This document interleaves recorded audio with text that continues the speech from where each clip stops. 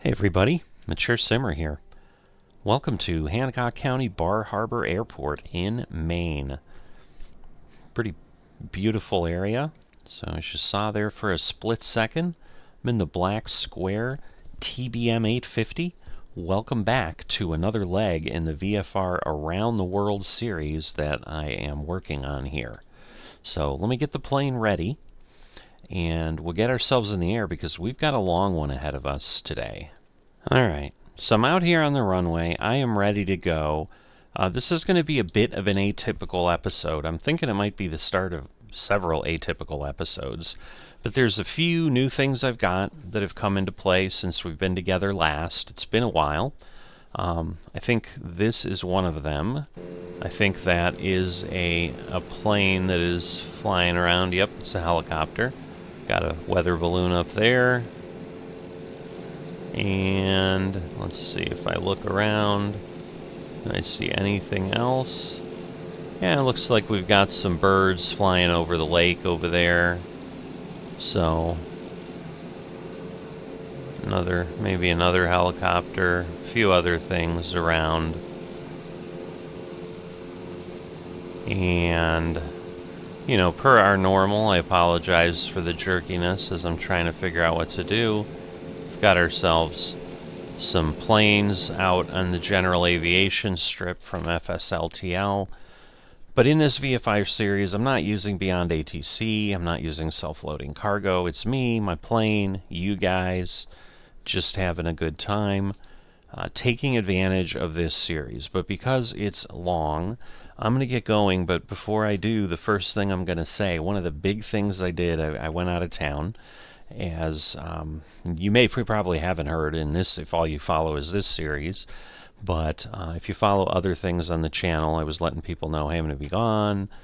Going to be some gaps in what's on the channel and so forth. But then the other thing that happened, which you wouldn't have heard, is I caught COVID on the trip, and by the time I got home, I was sick, and then obviously tested at home and found out, oh, yeah, it's COVID. And it's taken a little bit of time, and so I really was unable to record. Just a lot of coughing. My voice really wasn't even a voice. It's still recovering, so I'm not 100% yet, but it's enough that I just wanted to get in and do some stuff. But while we were out, of all places in an antique mall, I found a what's called a HOTAS. So if you're like me, non-aviation person, a non-flight simmer, just a normal person who said, yeah, let's try this out.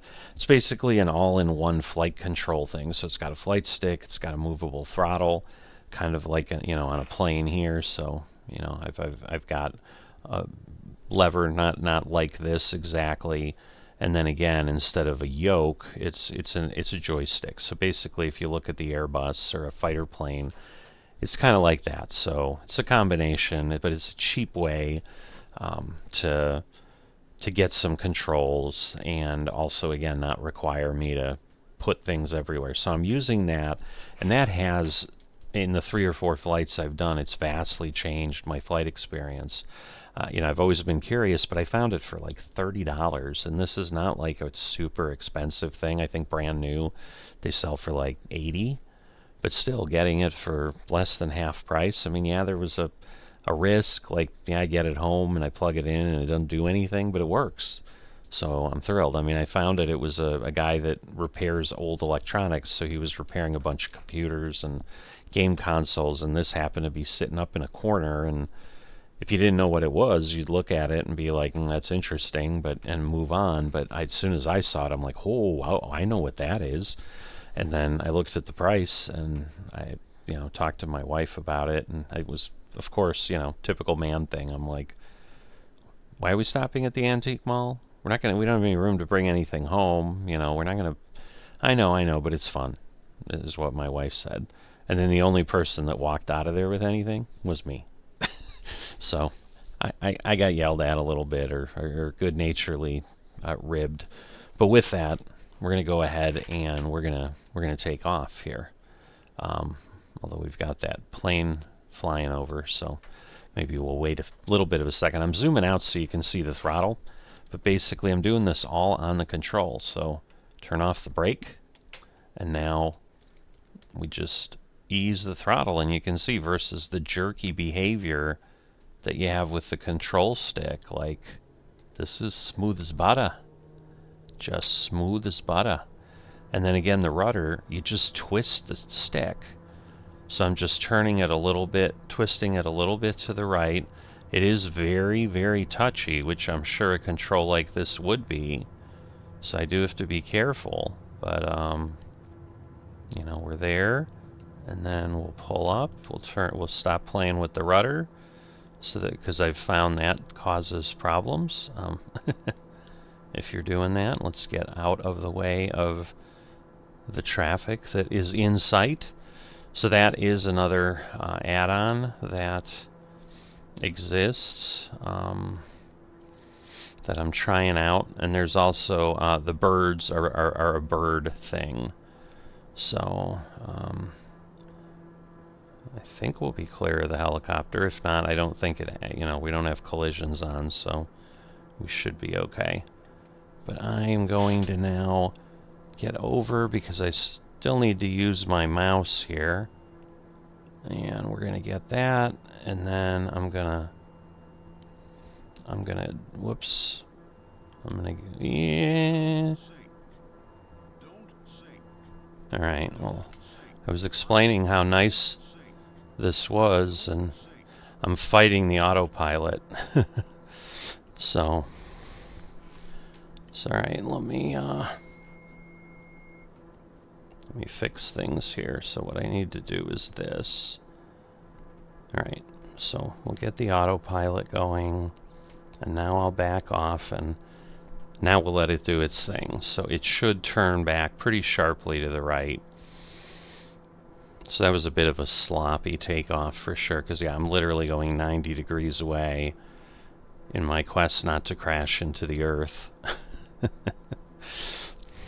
So, telling you how easy it is with the HOTAS, and then I do that. But again, I'm still getting used to it, and some of it is, you know, because I think I can actually activate the autopilot with a button. I just don't remember where it is, you know. But again, there's like a little nodule on here, like doing that looking. I'm just using this little thumbstick thing. So, and then same type of thing, like here. Okay, now I'm trying to figure out how I'm doing that. There was a way that you can just basically cycle through all of the pieces, or all of the camera views as well. But anyway, we're going up to 5,500 feet. That is what the flight plan is set to get us there. So if I move this back up, you can see 5,500 feet is what the flight plan he gave us. Normally I'd fly lower, but I haven't been doing that simply because, gotta put my gear up. So we'll hit that button again on the control. I don't think I hit it hard enough. There we go. There go the wheels. The other thing I probably need to do is I probably need to get my flaps up. And I'm going to back off the throttle a little bit here. But now we've got some nice things. And so there's the balloon, hot air balloon. That's part of the traffic in sight. And the birds are another piece. Oh, that might be them, or that could be FSLTL. It's hard to tell. It's probably traffic in sight, but they're just meant to give you a little bit more excitement. So the airport is behind us, I think right there. So we basically crossed over, and then we're heading that way, and then came back this way. Alright, so that balloon's way back there. But no massive reason to climb super fast. I mean, we're at 3,000 feet. Normally this is about where I'd stop. So now we can kind of jump into a little bit of what would be normal. Let me fix the yaw damper. That will help stabilize things a little bit too. We'll bounce a little bit less, I would think. So one of the reasons I'm doing this series is I came across this set of flight plans on flightsim.to. I've got a link to it down in the description of the video if you're interested in taking part in this on your own. But he's got 234 things around, so that's definitely from Traffic Insight. Or the helicopters and stuff like that. But he's got 234 flight plans to get us around the world, and this is actually based for a TBM 930, but I decided to use this black square TBM 850 just because it's a really cool, much more thoroughly modeled plane than just the default TBM 930 that you can get in the base game. So the range is about the same, and so I'm like, hey, let's take a peek at that, and that's what I've been using. So this is just the 5th leg, as you'll be able to see from the thumbnail or the video description and so forth, but this is the leg that's going to get us out of the United States. And so aside from the fact that it's cool to have an around the world series or whatever, the reason I'm using this particular one is the creator of this was so gracious that they spent tons of time putting together a document. I'm looking at it on another screen in Word. It's a Word document, 248 pages, over 55,000 words. And it's, you know, giving us a lot of information about what we're going to be looking at as we do these flights and keep moving forward. So you know, this gentleman went ahead, put this together, and if you paid attention in your high school geography class at all, you know that the circumference of the Earth is about 23,000, 25,000 miles.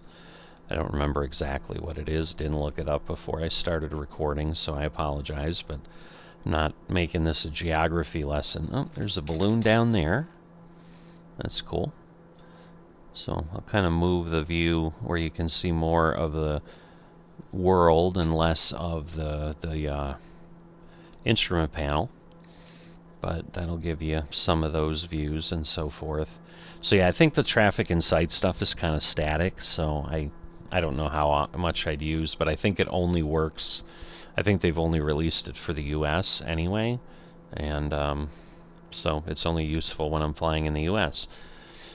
But the birds, you can get it for pretty much most areas of the world. I think kind of like Russia and that whole space around there, they haven't taken care of that yet, but almost anywhere else in the world I think they have the bird add-on, and you have to buy it by region, but it's not terribly expensive. It's like $6 US, I think, per area, and it just gives you some birds to simulate what might be happening around an airport and things the pilots need to work with. So it just adds a little bit more immersion and realism and so forth.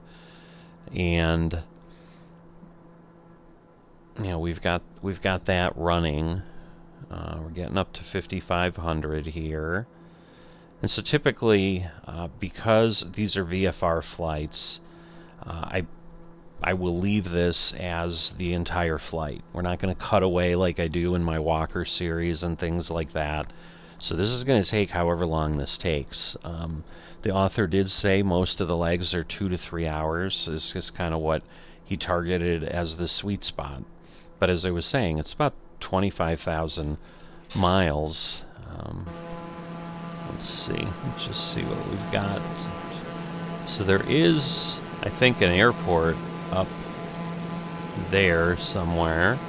Or no, it's behind us. Yeah, there it is. So that's Deblois, Deblois. So we had gone by that. And,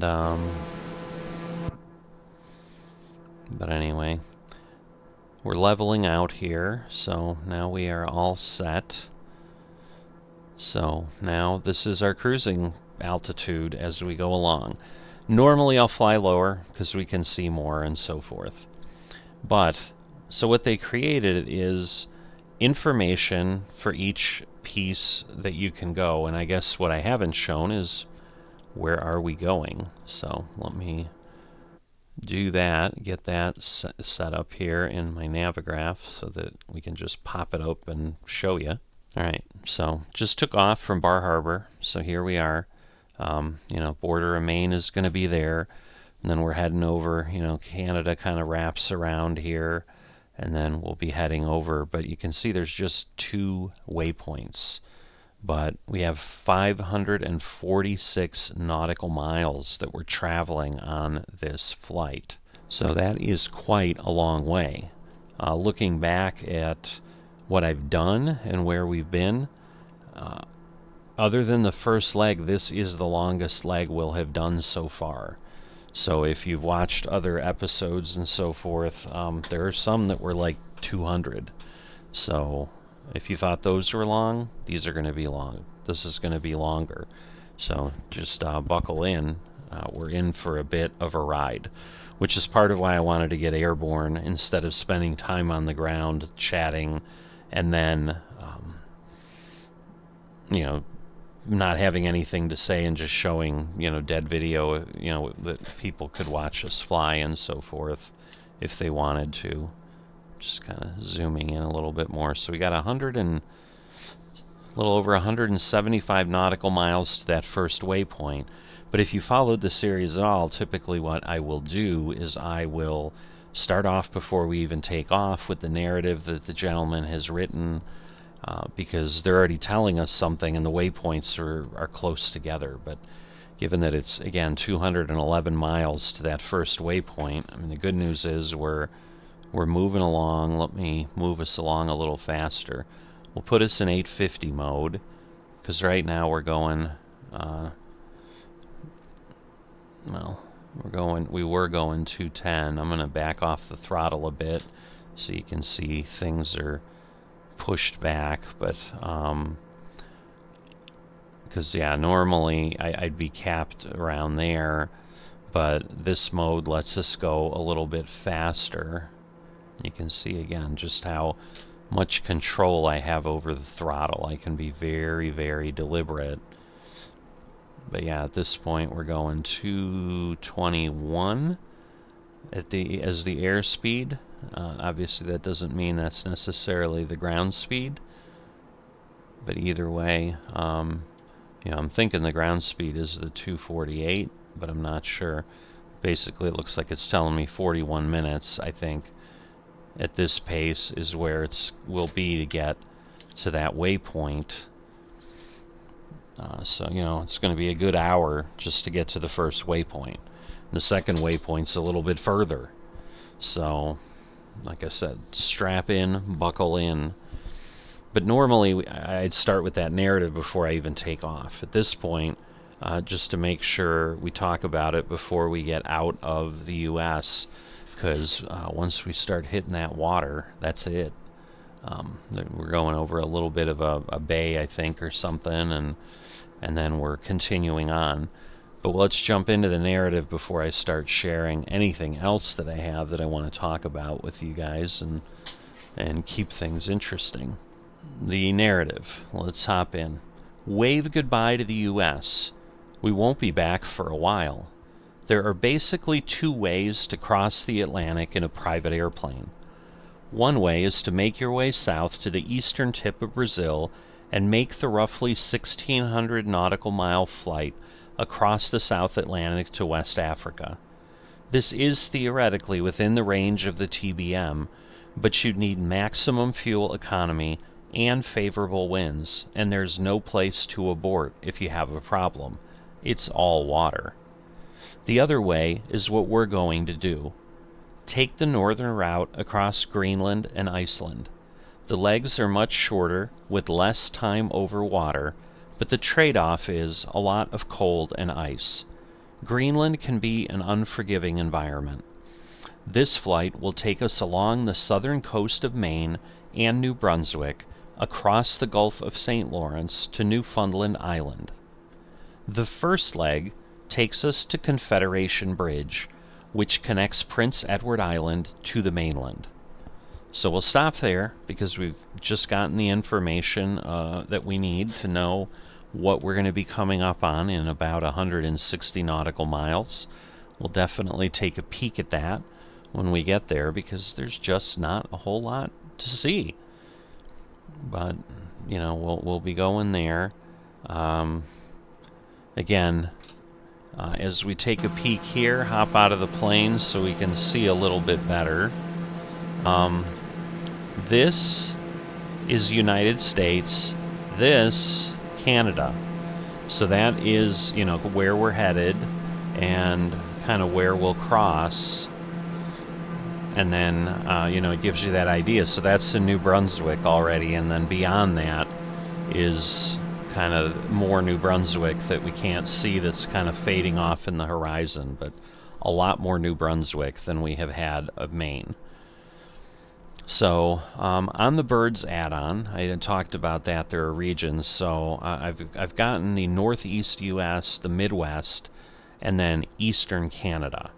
So we have birds everywhere, but traffic in sight they only have is United States, and then I think they have the UK or a couple places. Looks like maybe we have another hot air balloon or something floating around there. Not sure, but I think it's out of our way. So let me zoom in on the map a little bit, just so I can see some things a little bit more and maybe here and there give some information. So there is an airport kind of over here on these islands called Eastport Municipal, I think. So it's Kilo Echo Papa Mike. That's what it looks like on my Navigraph chart, or my Navigraph app. So that's where we'll be heading there, and so that might be why, like, that balloon is present if you're taking off from there. But yeah, there we go. Just passing through our windscreen there. So a little pink, purple. I don't know. You want to call it hot pink or whatever. But starting to get near some of that. But yeah, we're almost going 230 now. So the good news is at that pace, maybe it won't be incredibly long to get this flight done. But going back to what I said, circumference of the Earth, 25,000 miles. The distance that this gentleman has put together for us, 115,000 miles of flying. So nearly 4 to 5 times longer than going around the Earth directly. You know, so we could circumnavigate the globe 4 times plus in the distance we'll be flying. Why did this go down to 5,200? I must have been on it when I was zooming out or something, maybe. Alright, so at this point, we are now getting about ready. We're not quite out of the United States, so the dividing line's in the water, but pretty close. We may have crossed it. Once we hit the island on the other side, we absolutely have crossed it. I'd say right now we've crossed it. So, say goodbye to the U.S. for, I don't know, might not be 200 legs. But it might be. I mean, if you think about it, you know, it probably won't be goodbye to, say, South America or even Central America, North America, because, you know, we'll I think be coming up from South America and then over. In the first episode, I think I showed the entire path that he's got charted out for us. But you know, typically there's sights to see. He'll fly us over ballparks, cities, give us some history. There just isn't a lot at this point here, and I'm thinking, you know, now that we'll be going, like they said, to the land of cold and ice for a while, I don't know how many legs we're going to have where there might not be much going on, but I'm sure there's quite a bit that we're going to be looking forward to once we hit Europe and all the other parts. And so that's really what I've been excited about with this. But when I got that HOTAS on the trip, I'm like, oh, where am I going to first use it? Where am I going to let people know who follow my flight simming that I've got this wonderful gift that I was not planning on, and again, something else to try to enhance my experience. And the level of control, especially with like a commercial airliner and so forth, that I've seen, because I've tried to land, I've done the 737 and brought it in for a landing.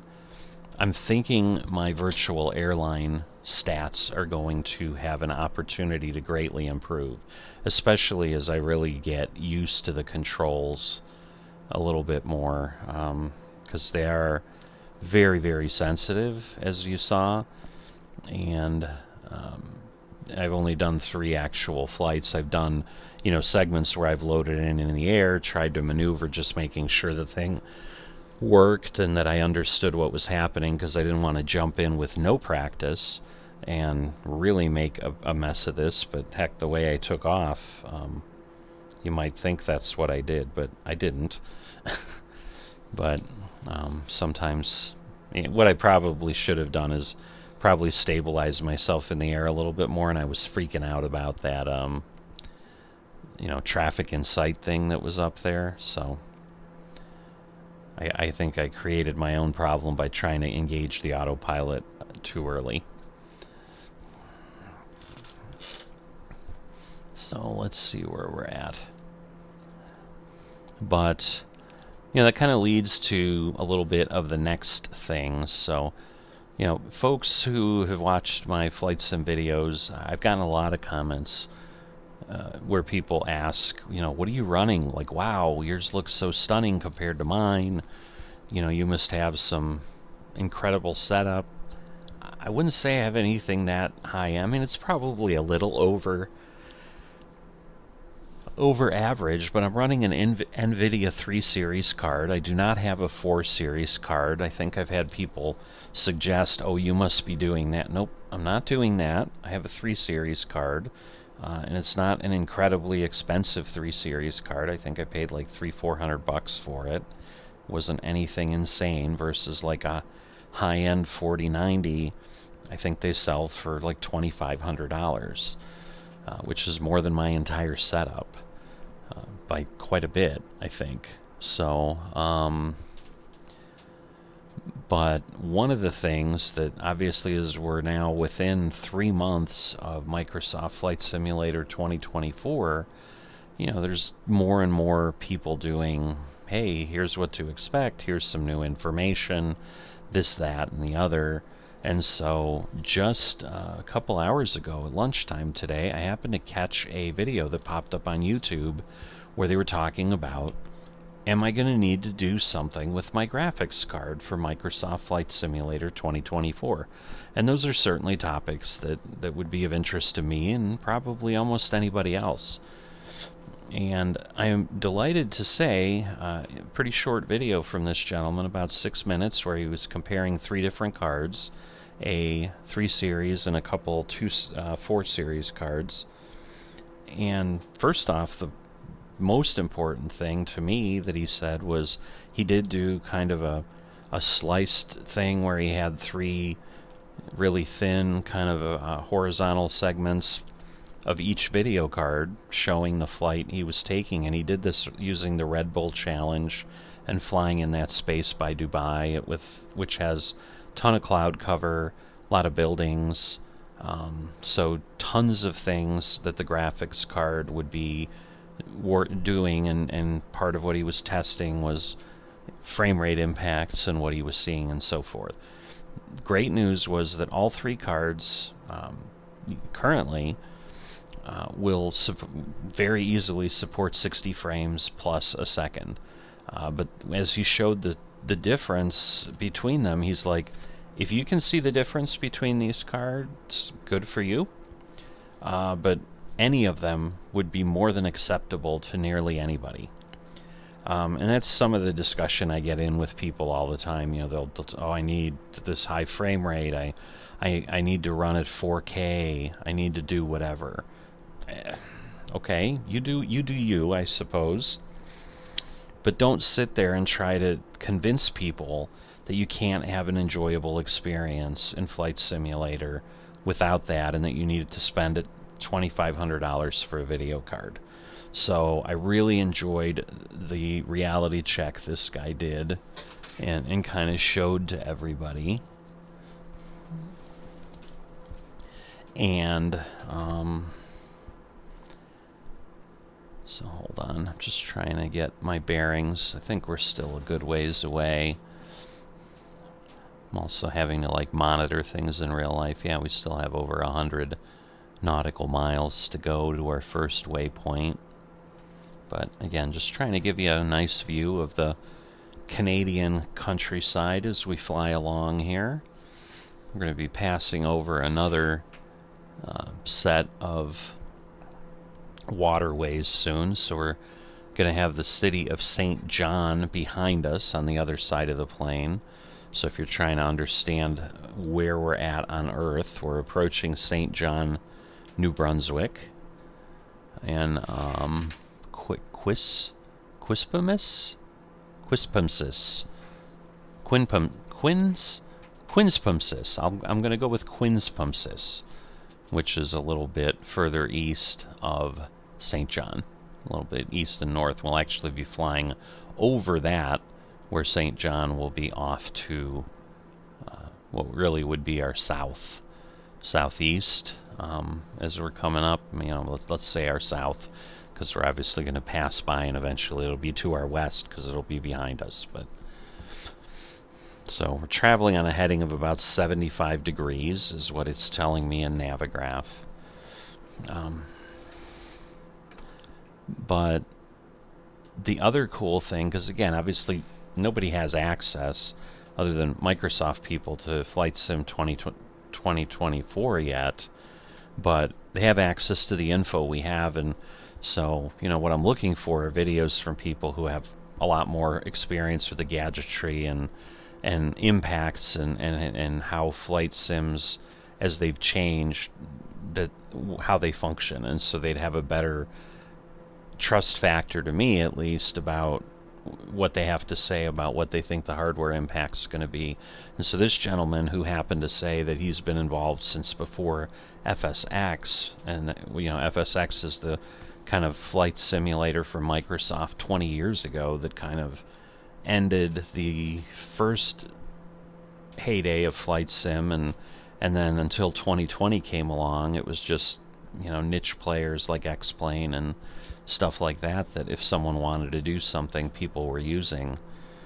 But then Microsoft 2020, I think, kind of blew the world open again, especially with what they can do.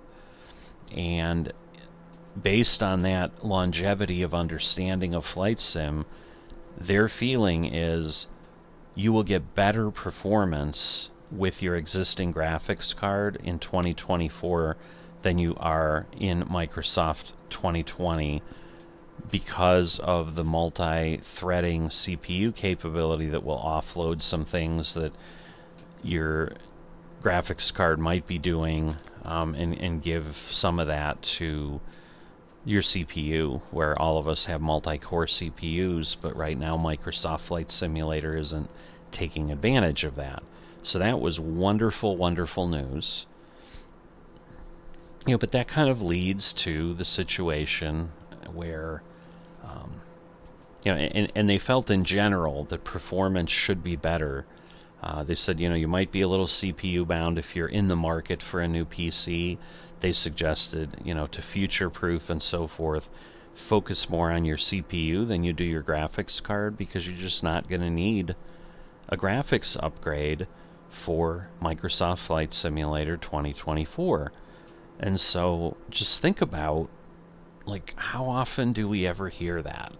So I am so excited and so thankful to the developers at Microsoft that they were able to bring a step forward, or you know, what's looking like it will be a massive step forward and then not require everybody to run out and buy new equipment. I mean, the most recent example I would have of something like that, which is what is more typical, is if we look at what Paradox and Colossal Order and the giant cluster that they created around city skylines with that.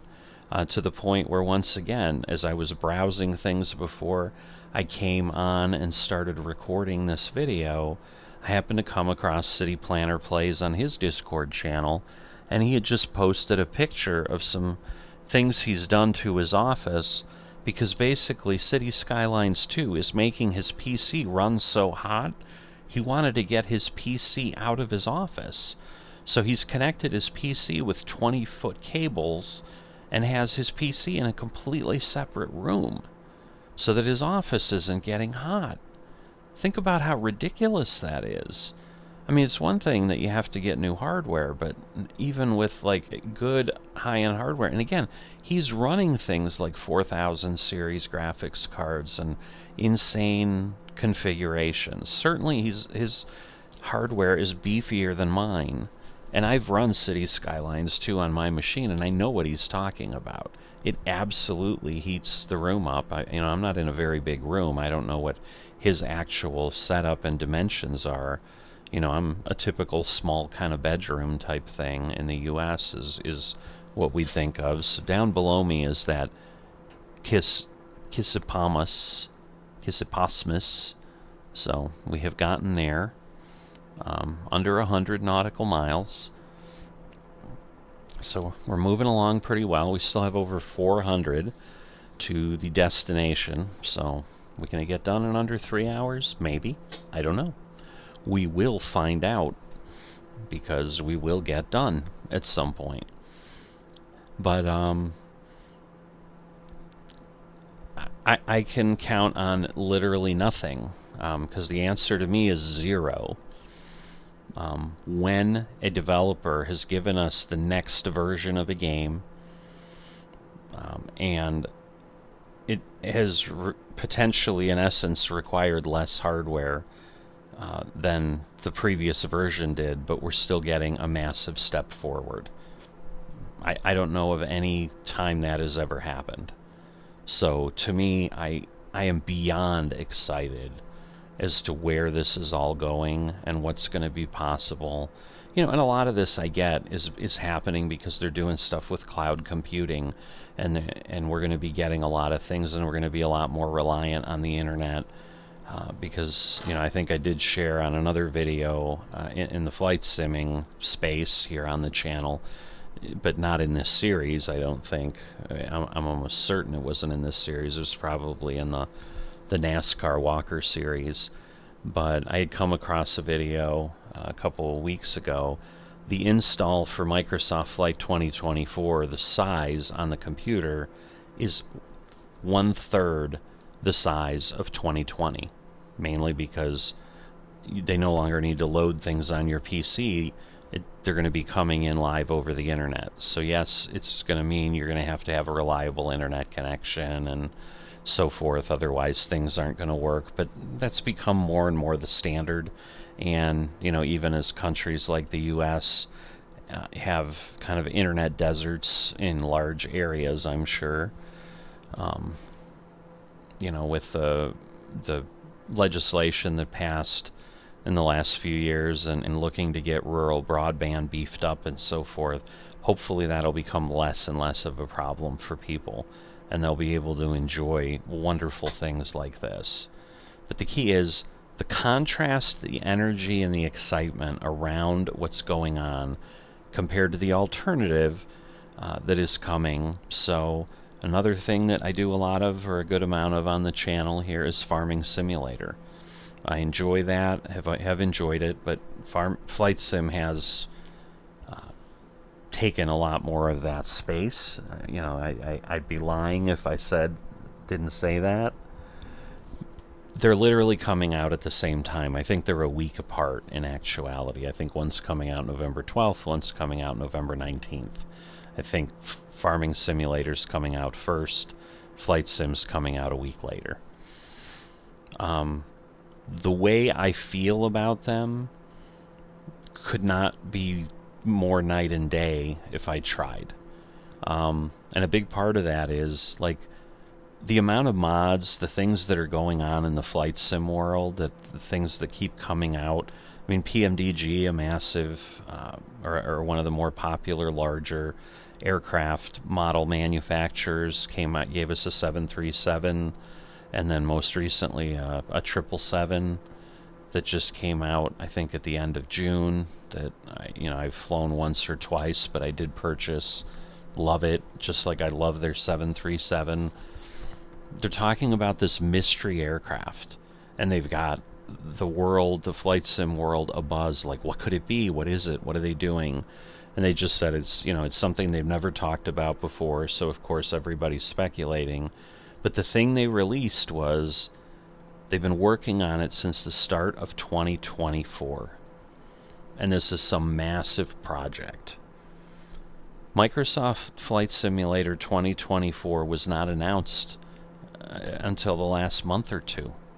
So they've been working on this ahead of time, partially understanding, and because, I think Microsoft had been talking a little bit that their goal was backward compatibility, that things that exist in Microsoft Flight Simulator 2020 and function should be able to basically virtually function the same way in 2024.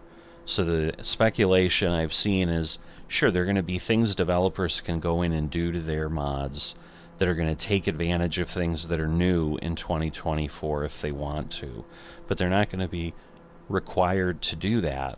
Things will just keep working. And so a company can make massive investments and in time and work for something well before even the product is announced, because A, they don't have to wait for the product to be there to start writing for it, and B, they have the assurance that their work isn't just going to end up on the cutting room floor because suddenly it won't be useful in 3 months when 2024 comes out.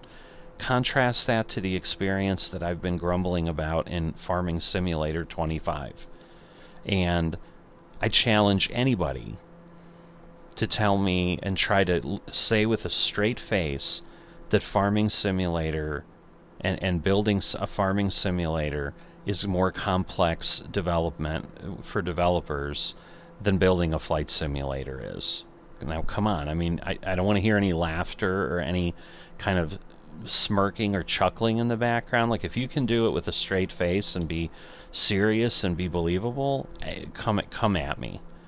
But so I think someone like Microsoft has just blown everybody's whiny little lie out of the water of, oh, we can't keep things backward compatible, it's too complicated, it's not possible, whatever, it's just easier to have people do things. No, it's just laziness, I think, is what has clearly been shown. It can, if you can do it in Flight Simulator, I think you can do it anywhere. So it's just having the will to do it versus the skill to do it. So anyway, so but that gets me to the point, like, I am so excited. I'm like a kid in a candy store waiting for what's going to happen, and that's why I like stumbling across this HOTAS and just enjoying that. Now, in full disclosure, there are things that I might have purchased had I not known 2024 was coming out, it had not been announced, whatever. So Seasons is an example. Like, I'm kind of at the point in some of my flights and stuff where I'm like, it would be cool to, I'm getting more confident in my flying ability and this and that, where leaving live weather on and then having live weather really be reflected appropriately everywhere, that might be something I'm up for. I might be up for the challenge, and working through that and so forth, and enjoying my flights that way. And so there are things like AccuSeasons that you can purchase, but Microsoft has announced in 2024 that they're already going to have seasons included in their weather engine. So I am holding off to see, will I be happy with what Microsoft has implemented, and will I not feel there's a need for any kind of an add-on or anything. Because, you can do things, but the issue, I guess, and I've not tested this entirely in the flight sim in any way, or tested it at all. But the pieces, even like, I've got this Orbix HD trees that I'm running, which changes all the vegetation, mainly the trees, but some of the grass and so forth. So that's partially why you see some of what you see down here. Another reason is Msfs map enhancement. So if you just Google that, you'll find the GitHub for that. I would highly, highly recommend, if you're not using that in your Microsoft Flight Sim experience, go get it. That's one of those, I've loaded that mod. I fly all the time. I don't fly without that mod running. They're on 8.0.9 as of this recording. I was running 8.0.7 before. They update them pretty frequently.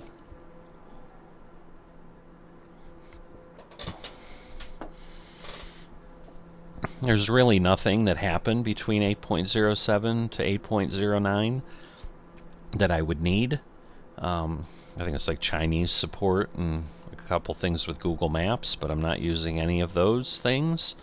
So 8.07 would have been fine for me, but the developer, is a little small. Might even be an individual. They don't charge for it. They just post on GitHub. So maintaining compatibility or trying to support people who are on older versions, it's a heck of a lot easier in that case to just say, make sure you're running the latest version, and then I'm willing to listen to whatever might not be working, because then it's not working for everybody, versus, hey, I'm not going to go back and look at 7.4 or whatever when we're on 8.0.9. So update, and then we'll talk. Alright, we are getting... I don't know that we're getting close to the edge, but I suppose let me look at my distance. That'll tell me. Alright, a little under 50 miles, but before we know it, we will be there. So, and then flipping to Farming Simulator, I don't know that I could dread more that date is coming up, because I just know what is coming, having lived through 19 to 22. And there are people, I get it, farm sim folks that love the franchise and so forth, and they'll be like, dude, I've gone from 15 to 17 to 19 to 22, like, it's okay. I get it's okay. But at the end of the day, when your alternative is, but I don't have to live through that at all, if the developer just gave a crap about the community and built and had a different philosophy and did what Microsoft is doing. So it makes it difficult for me to feel, if I've got to pick time, where am I going to spend time? It's almost, my answer to that almost 100% of the time is Flight Simulator, because I feel anything I do in there is more rewarded. Why did I spend time building the GSX profile for the O'Hare Airport that took over 40 hours of my time? Because I know in 3 months it's not going to go away and be obsolete, because it's still going to be usable by people, and so it's a lot easier to say, yeah, it's 40 hours of my time that I'm never going to get back, but myself and then however many hundreds, thousands of people that will download this thing over time and use it and enhance their enjoyment of that airport are going to be impacted. So I'm more than happy to make those kind of contributions to a community that is rewarding, versus one that is less has less longevity to it.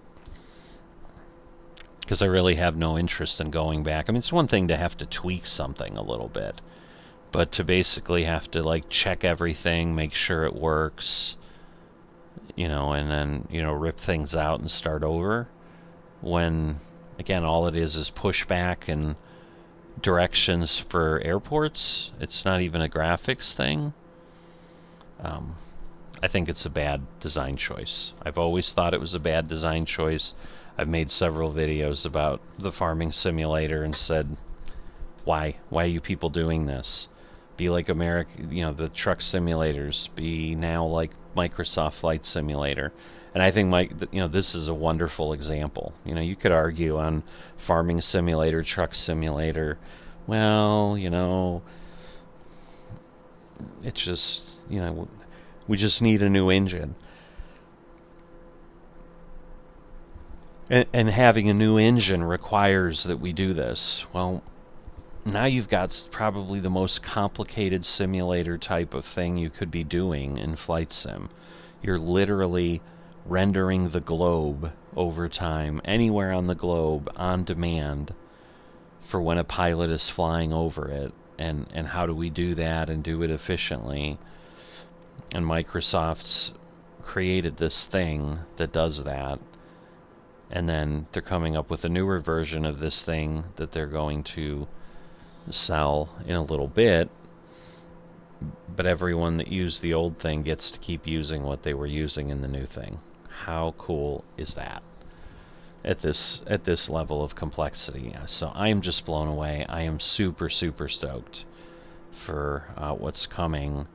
And I'm having to kind of stop myself from buying certain things because I'm like, well, I might not need it, and I don't want to waste money. I mean, I'm still, not whatever. So one of the biggest things in that scope, and that probably will then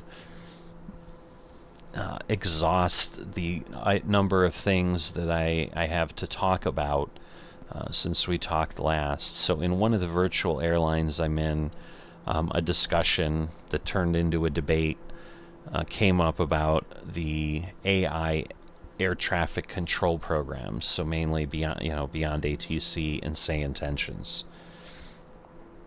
And one of the heads of our VA is a huge say intentions fan, and I was kind of like, well, you can, but it's super expensive, this, that, and whatever, and they're similar, and give beyond ATC some time, and I can't imagine say intentions is going to have anything that is worth paying any extra money for beyond above and beyond ATC. And he vehemently disagreed and then proceeded to kind of give me some examples. But the biggest thing he provided was the price point has fallen, and the price point literally has been cut in half at this point from where it initially was. Because I think initially it was like $40 a month, which gets pretty darn expensive. $500 for air traffic control for a year? No. I had a hard enough time even $100 for air traffic control for a year. And so when I saw Beyond ATC that was like, well, unless you want to keep replacing premium voices, and you need premium voices to enjoy yourself, this could be a one-time fee with basic voices and so forth, and I found that works pretty well so far. So I had looked at say intentions for a moment, but with the price point and the fact that I really didn't feel there was enough of a difference to matter, I was kind of sold on the Beyond ATC thing. And he's like, you need to take another look at say intentions because they're releasing major features like every other week. And they were talking about some new stuff that was coming. I think it's still coming, but definitely I'm more impressed with it, and knowing that the price dropped, and more importantly knowing that the price will continue to drop, because both on their website and then this leader in our VA is very tightly involved with say intentions and trying to help improve it, and in theory even, maybe get our VA a bit of a discount with it, which would be awesome.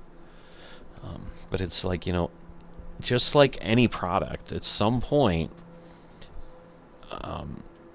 the price may drop enough where I may be like, you know what, I'm switching to, say, intentions, because beyond ATC, short of adding the traffic and a few other things, that's kind of what it's going to be.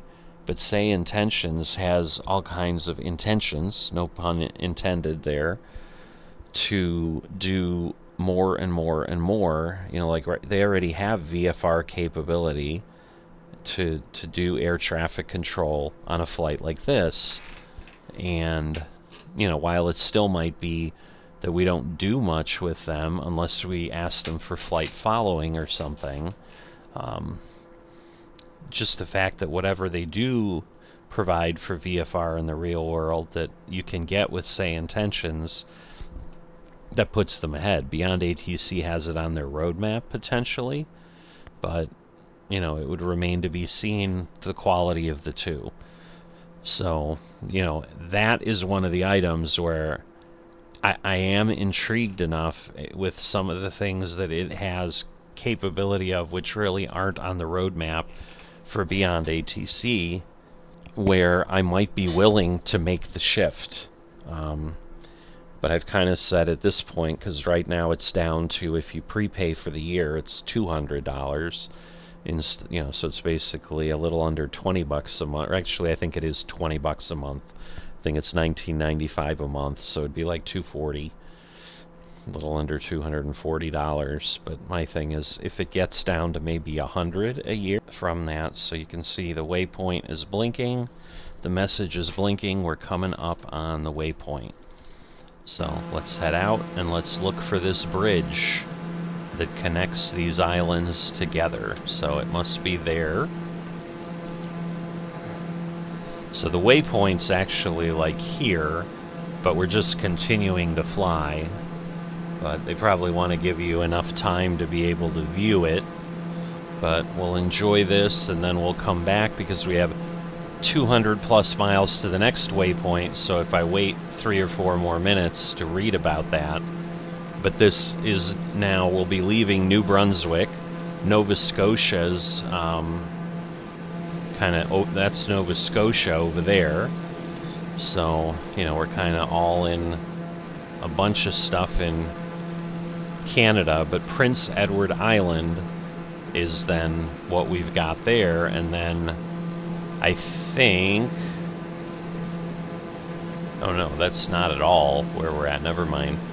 So then we're going to be flying over a good part of open water, probably 150 miles over open water, to then get to the next part, which I think they said was Newfoundland Island. So now we're basically, once we get across Prince Edward Island here, we'll be going across the Gulf of St. Lawrence.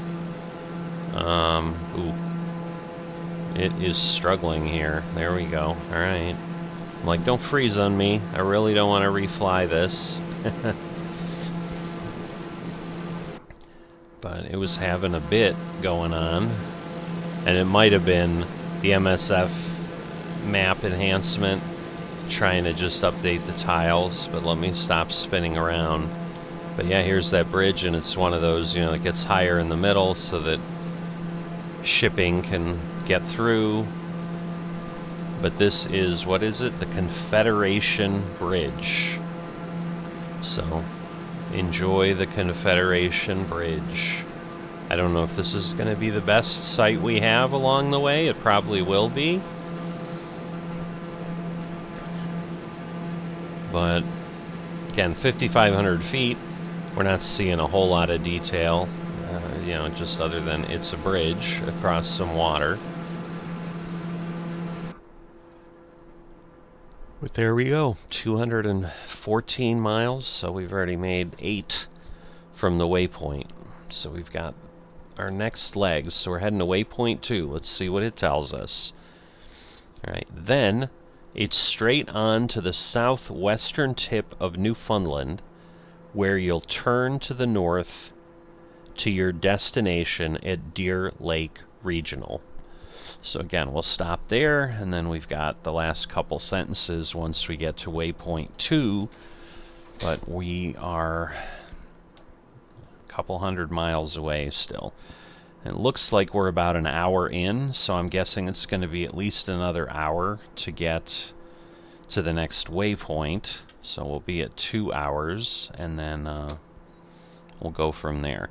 But I'm going to kind of set the camera to look out the window here, because I'll just kind of finish up what I've been talking about, you know, whatever else comes to mind, and then I will probably just let the video go for a while, at least until we get to the second waypoint or whatever, because my voice is getting a little hoarse, and I've pretty much covered what I want to cover. So yeah, we got Charlottetown Airport, which will be behind us. Summerside is off to our left somewhere, but again, like trying to pick out where. Uh-oh. Man, we just keep getting hiccups. Interesting, I'll tell you. But some of it is, and so this is where, like, I think this is a great example of if you fly over something like this without MSFS enhancement, map enhancement, you just don't, it doesn't appear the same way and the same level of detail. So it's definitely pretty cool how that is all set up.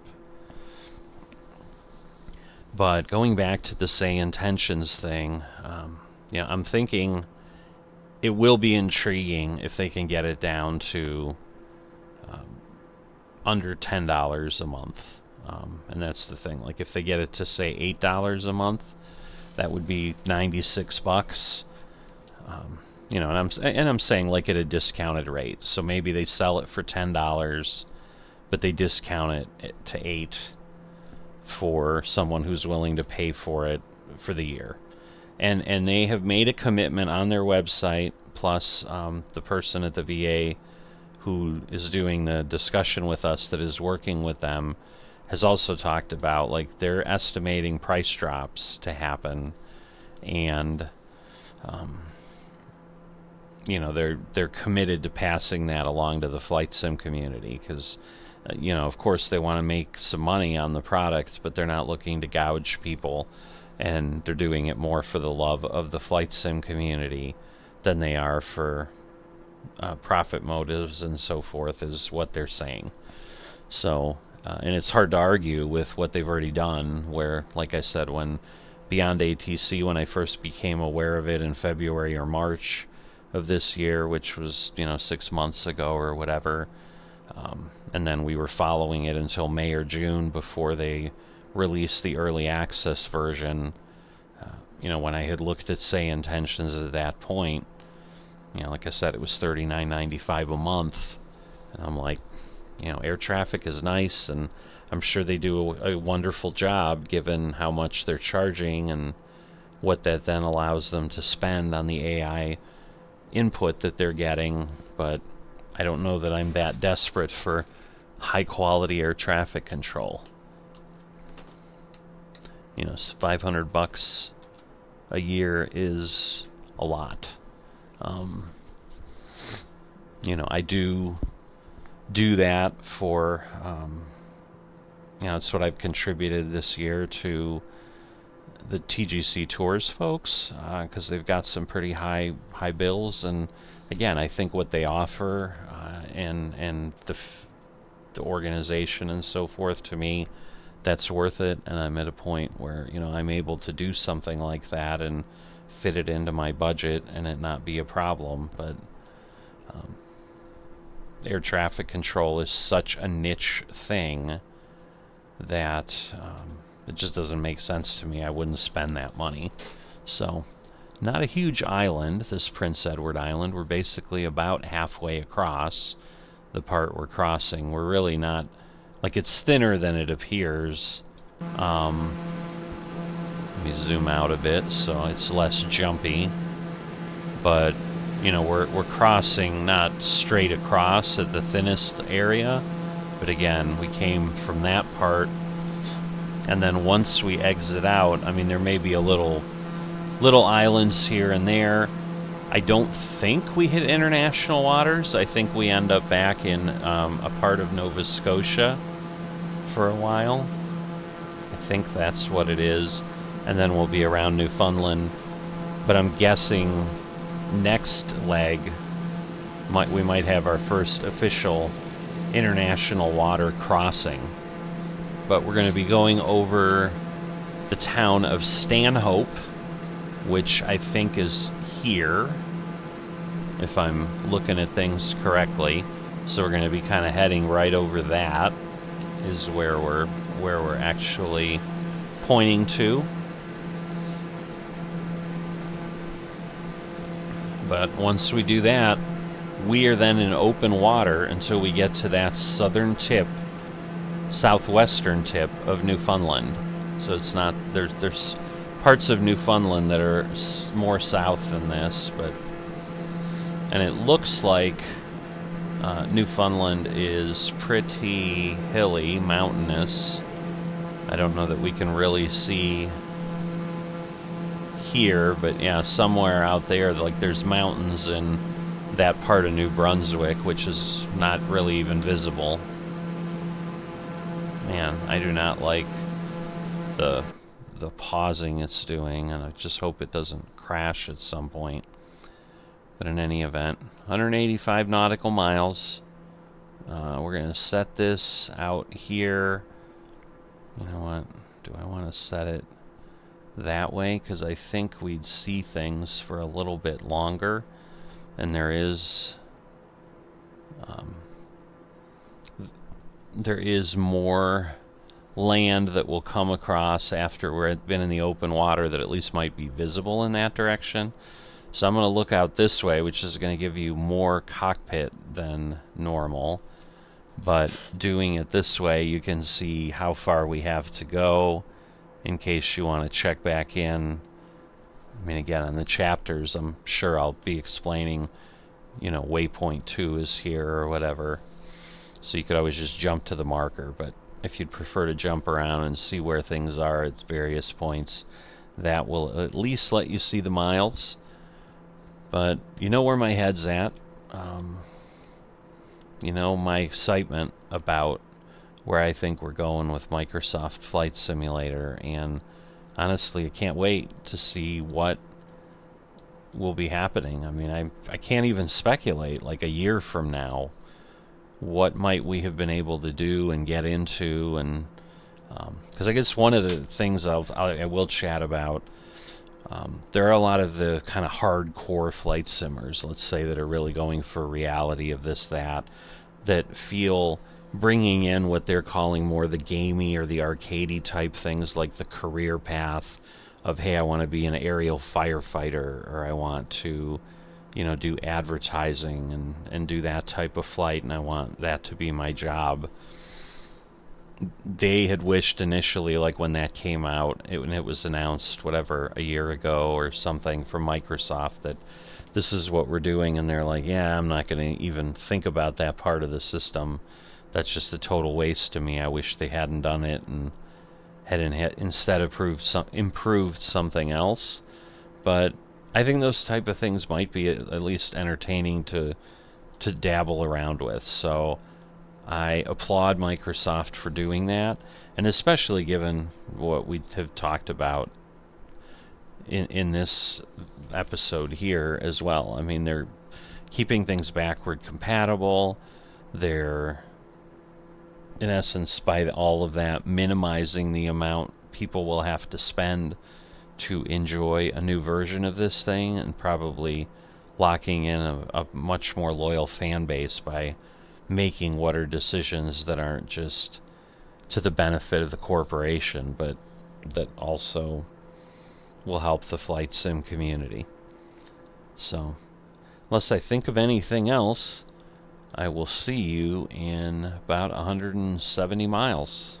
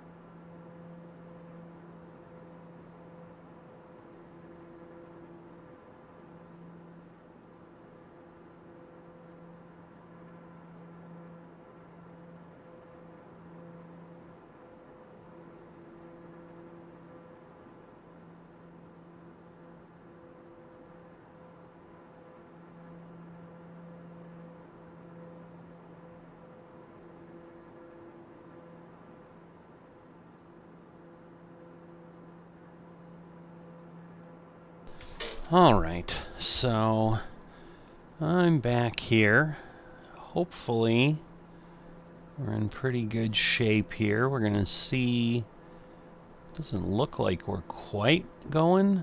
There we go. We're turning back. I was going to say, I'm trying to get to the start of the approach, where again, we can be at 7,000 feet.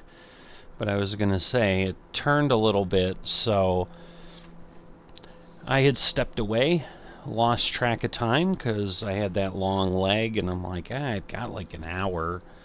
So I was like, I'll go ahead and go take care of some stuff I had to take care of. Luckily, the plane had not crashed, but basically what I think it did is it actually ran the entire leg, overflew the airport, and was basically almost halfway back that last leg from waypoint 2 to the airport, which is about 104 nautical miles. So we're going to Kbhb, as you can see, and then we're going to go to Lodvu and Tagov and so forth.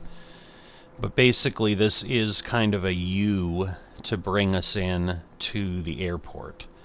So what I'm going to do is I'm going to get myself set here to 4,000 feet. And then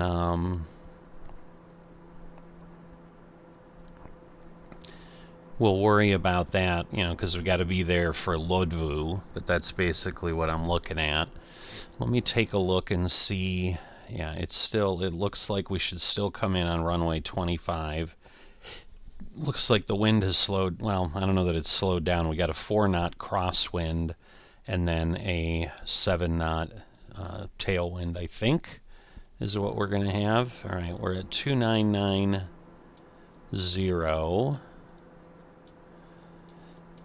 is the barometric pressure here.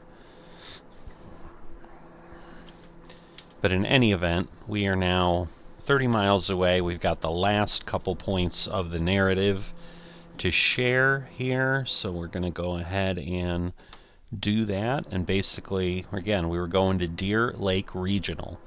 Deer Lake is a small town on the north edge of the lake for which it's named. Originally a logging town, it now primarily serves as a destination for tourists on the island. And that is the last we've got of leg 5 here from Hancock County, Bar Harbor to Deer Lake. But good news is, looks like we've got enough fuel to make it. So, and again, we're not doing this as a tracked VA flight, so even if somehow I had to finagle it a little bit, I could up the fuel a little bit and fix it so that I don't have to redo everything that I was doing, which is good. But it's a bit disappointing that I missed and ran off, so...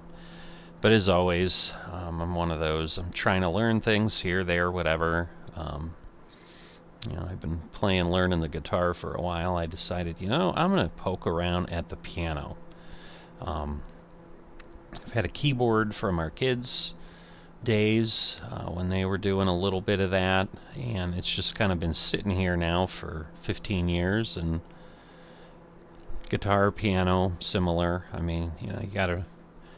It's music. I used to play music, so it's not like I'm coming at it with nothing, but trying out this app, and I've got a small trial period, and I was trying to unlock a certain portion of the app, which basically required I get through all 3 of the essentials courses. It's an app called Simply Piano, if you're curious, but it's kind of the best rated thing, and you know, so in 2 days, on and off here and there, doing a little stint here and there, I've basically gotten through the first 3 essentials classes, along with, I think there's like an intro thing or something, so I don't know, 5-6 hours of stuff.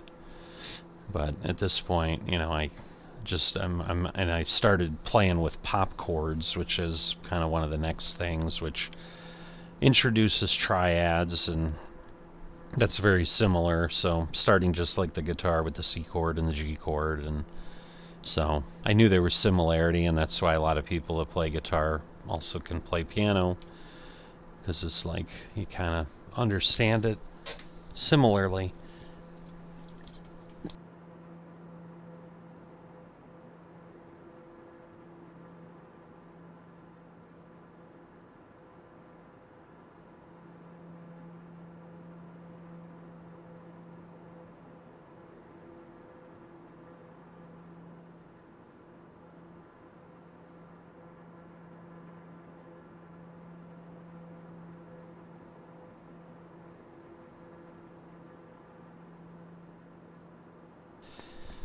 Alright, a little bit of coughing as I was doing some stuff, so I had to mute for a second, but we're getting there. So that, I think, is Deer Lake. So we're basically going to be on the north end, but you can see we're like 13 miles from where we need to be. Again, 10 miles to go down 1,500 feet. A little more than that because of the change in the barometric pressure, but because it also looks like we're slightly rising. But anyway, we'll wait until we get to Kbhb, and then we'll go on from there.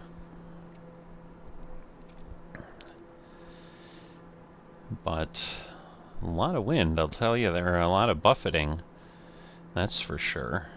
So, but I think we'll be okay with circling around, because the issue is Kbhb's basically at the start of the holding pattern if I come off the runway, and that's kind of what it, like if it had gone into the holding pattern it would have been a lot closer, and then we could have just dealt with that, but it didn't. But we're down to 9 miles from that. And so there is some additional water out that way. Can't really tell. Well, I guess you can. It's back over, almost out the back of the window. So that goes out into the bay that, or the, I guess the, what was it, the Gulf of St. Lawrence. So the coastline isn't straight north-south. It's kind of on an angle, I don't know, 30-40 degrees from north. So you can grab a map of Newfoundland and see what that looks like if you're super interested. But we are now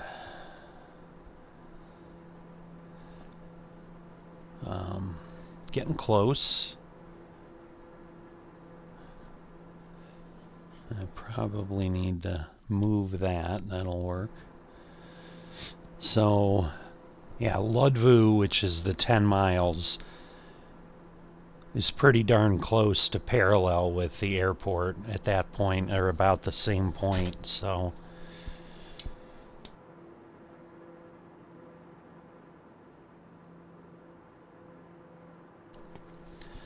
So the holding pattern there, so there we go, we're getting the beep. I just want to make sure then it goes to Ludvu, and obviously if it does, we'll then, you know, so there we go. So it's going to turn a tiny bit, and then we are going to start descending. Thinking, maybe, whoops, no, I don't want to go that fast. Let's go maybe, let's do 1,100. That won't be too bad, and then we'll get down where we need to. Whoops, I'm grabbing the wrong thing. So let's look out here, see what we can see.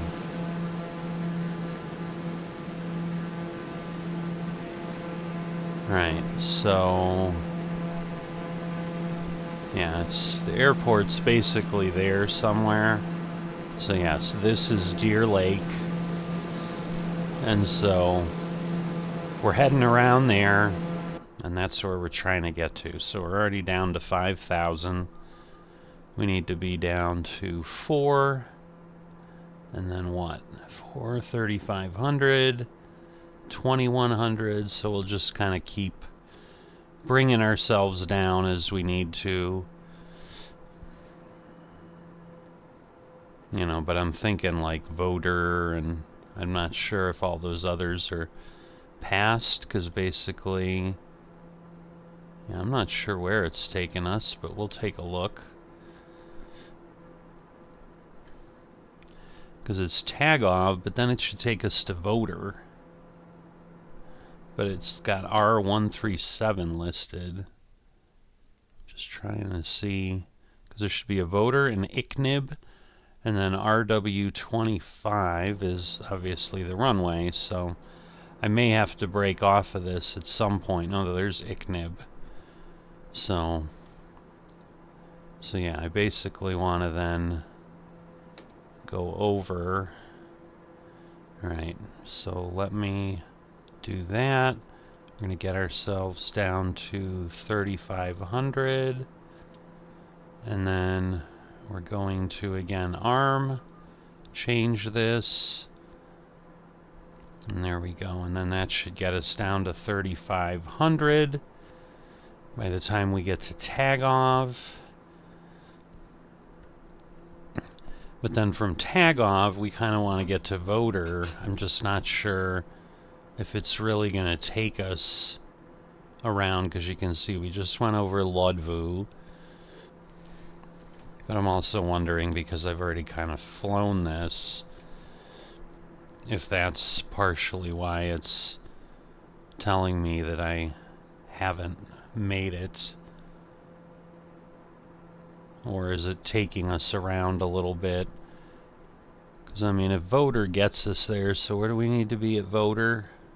Doesn't really say, but it's basically going to be like 2,000 feet. So let me get that. We'll arm, turn that on, and then again this should start descending pretty nicely. Look out the window. Well, we can't really look out the window, but yeah, it's basically now taking us to voter. So yeah, it should be flattening us out, and then ICNIB is again where we want to get to. But alright, so I'm gonna back this off a lot.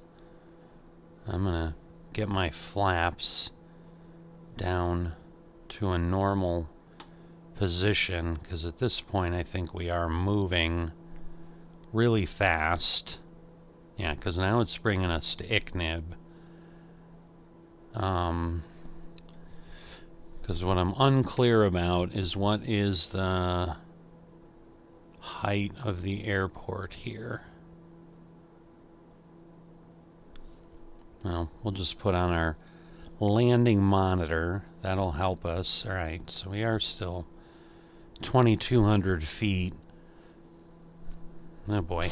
Yeah, I think we're way too high.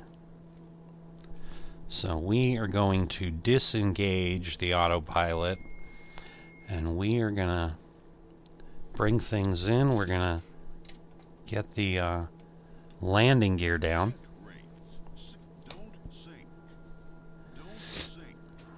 So let's see what we can get here. Alright. So a little crazier than I would have liked, but hey, we've got the fighter pilot stick, right? I'm not sinking. Calm down. Alright, so now we're gonna get this floating again, and then we should be okay. So I'm gonna back this off a little bit.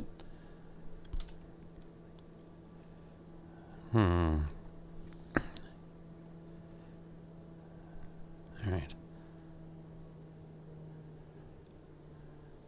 So I should be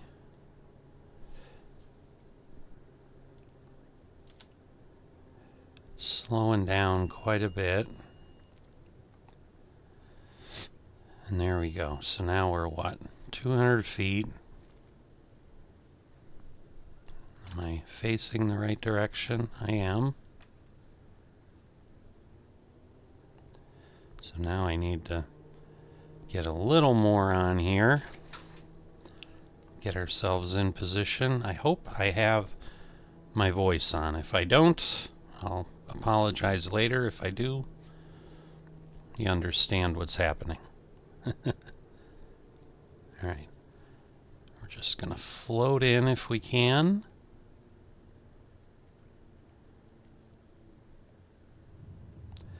And there you go. And so now, let me yaw over here. And I'm trying to remember what my brake is. I think, yeah, that's the brake. But 114, I mean, it's not super soft, but for the panic landing I had, I'd say that's pretty good. But welcome to Canada. So we are now officially out of the US, and we'll see where we end up in the future. I didn't see any birds. A lot of big planes. So yeah, super simple to steer. I'm moving along a little faster than I'd like, but we'll get ourselves in here. But a lot more precision, as you can see. And we'll get ourselves in there, and then apply the parking brake, which is now on, and we are all set. So we'll get our engine shut off here. That should take everything down. And here we are. So I think I've done everything to turn the engine off, but maybe I need to go all the way down here. Yeah, there we go. I think that'll get me down once the NG completely comes down. There we go. 6, 2, 1. There it goes. So we are off.